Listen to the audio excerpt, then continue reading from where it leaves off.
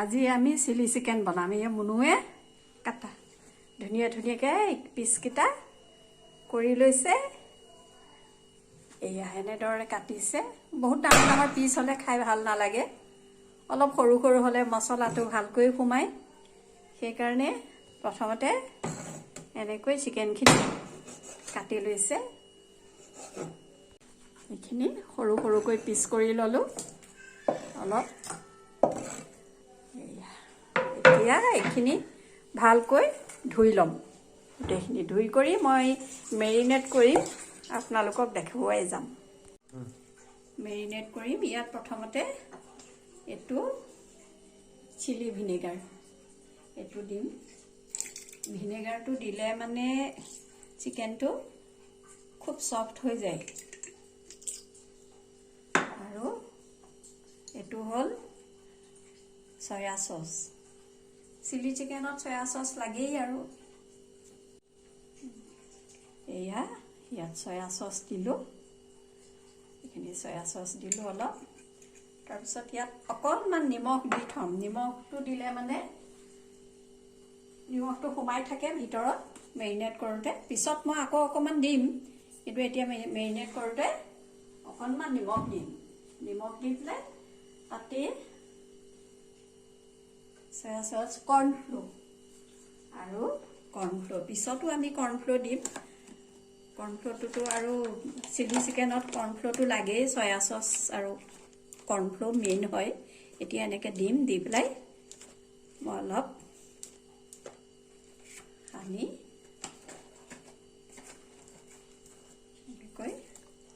এনেকৈ হাতেৰে ধুনীয়াকৈ সানি পেলাই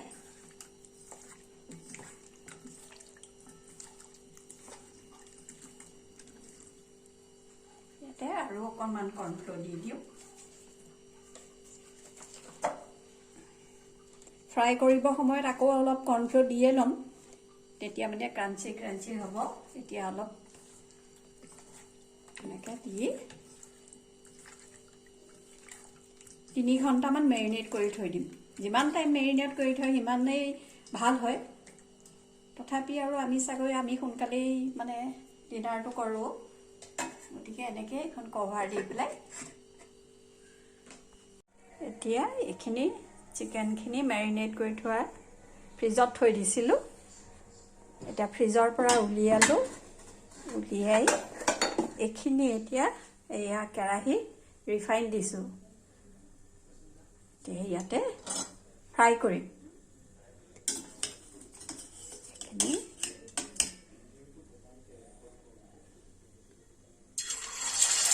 এনেকৈ ফ্ৰাই কৰিম।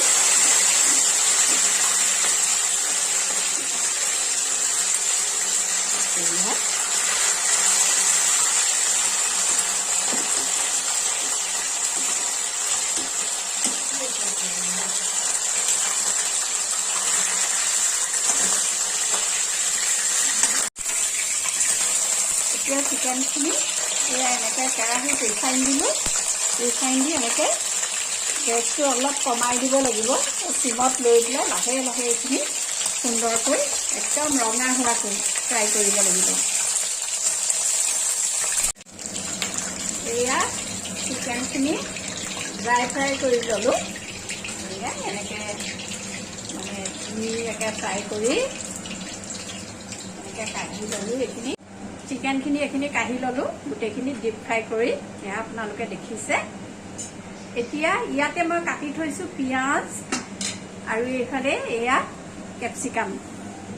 এতিয়া এয়া কেপচিকামখিনি তেনেকৈয়ে সেইখিনি তেলতে ভাজি ল'লোঁ। কেপচিকামখিনি এনেকৈ দিম গোটেইখিনি দি পেলাই ইয়াৰে আধা ভজা কৰি কাঢ়ি থ'ম।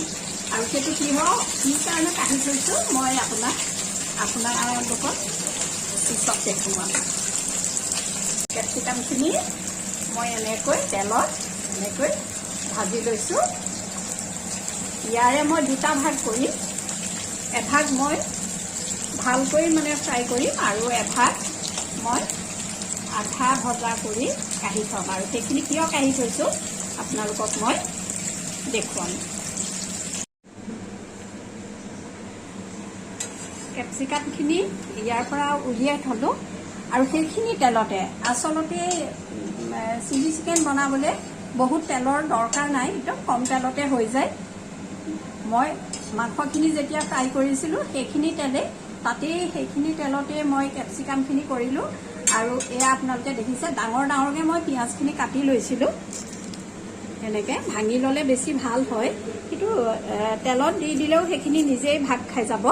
এনেকৈ এইখিনি এতিয়া মই এইখিনি তেলতে গোটেই পিঁয়াজ সৰহকৈ লাগে, পিঁয়াজখিনি মই এনেকৈ ঢালি দিম।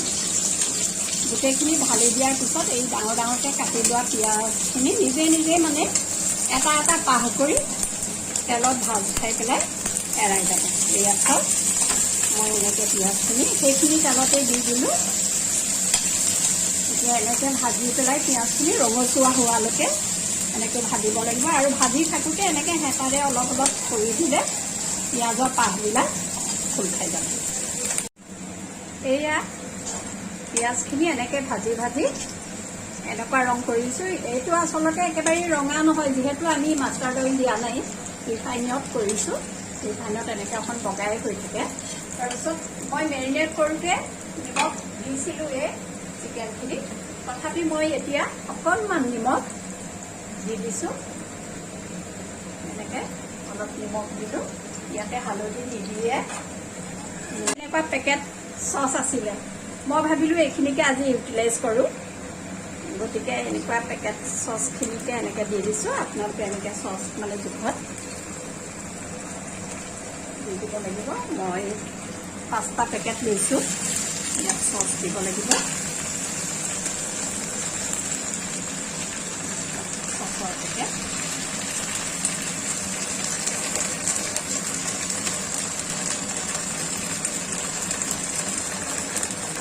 চিলি চিকেনত সদায় চচটো লাগেই,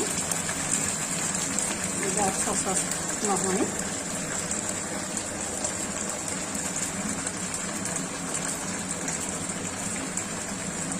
মোৰ চচ দিয়া হৈ গ'ল।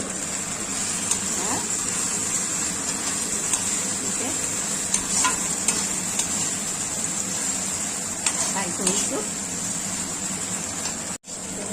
চচ দিলোঁ, চচ দিয়াৰ পিছত ইয়াত অকণমান আজিনমটো লাগিব, বহুত বেছি নিদিওঁ।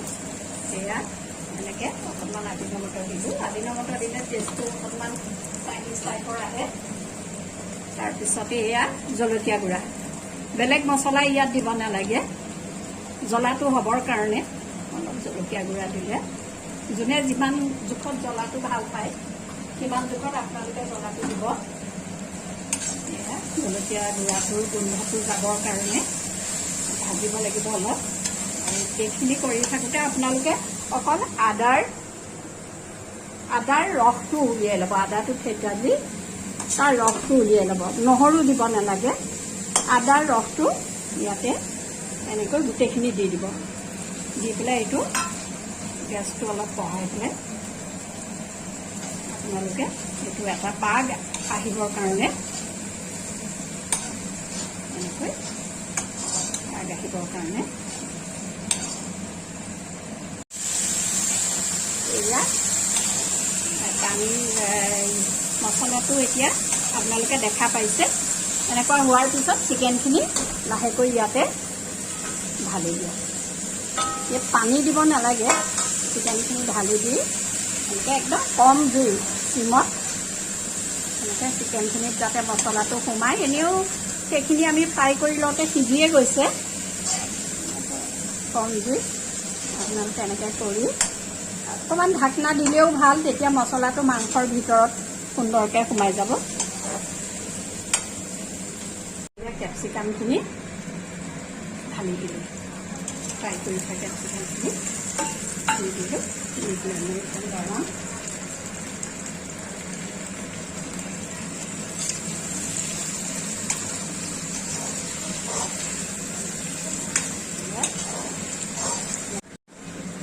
গ্ৰেভিটো হ'বৰ কাৰণে কৰ্ণফ্ল'ৰ মই 2 চামুচ লৈছোঁ। 2 চামুচ কৰ্ণফ্ল'ৰ এনেকৈ গুলি লৈ পেলাই মই ইয়াতে এতিয়া দি দিম। তেতিয়া এইটো গ্ৰেভিটো ধুনীয়া হ'বৰ কাৰণে দি দিলোঁ, দি পেলাই মই অকণমান লৰাই দিম।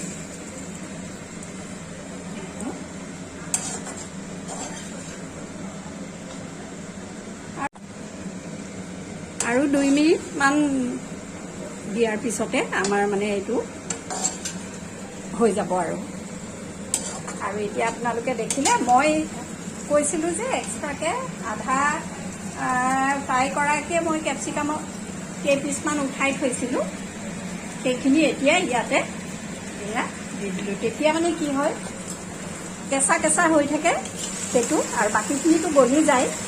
গতিকে এইখিনি এনেকৈ হোৱাৰ আগে আগে আৰু নমোৱাৰ আগে আগে আপোনালোকে দি দিব। এয়া চিলি চিকেন আমাৰ হৈ গ'ল। এতিয়া টেষ্ট কৰিব দিম মুনুক। এইটো টেষ্ট কৰা, এইটো আচাৰ দিছোঁ, টেষ্ট কৰা, কৰি পেলাই মোক কোৱা যে কেনেকুৱা বনাইছোঁ। এইটো কেপচিকাম মই যে পিছত দিম বুলি কৈছিলোঁ, সেইকাৰণে এয়া পিছত দিয়া কেপচিকামটো আচাৰ খুব বহা খোৱা আৰু মোক খোৱা।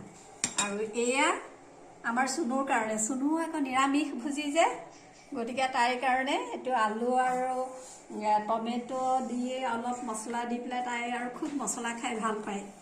গতিকে তাইৰ কাৰণে সেয়া আজি আমাৰ দিল্লীৰ মুনু আৰু আচাৰ ঘৰত চিলি চিকেন আলুৰ দমেৰে সৈতে এতিয়া বহি পেলাই আমি খাম। মুনু মুনু মুনু মুনু খোৱা খোৱা খোৱা। Classic. As always, the best. মজা লাগিছে, কথা ক'ব নোৱাৰি খাই থাকি। চুনু চুনু তোমাৰটো কেনেকুৱা হৈছে? খোৱা খোৱা খোৱা খোৱা খোৱা খোৱা খোৱা খোৱা খোৱা খোৱা। কেনেকুৱা হৈছে? ফেণ্টাষ্টিক। তোমাৰ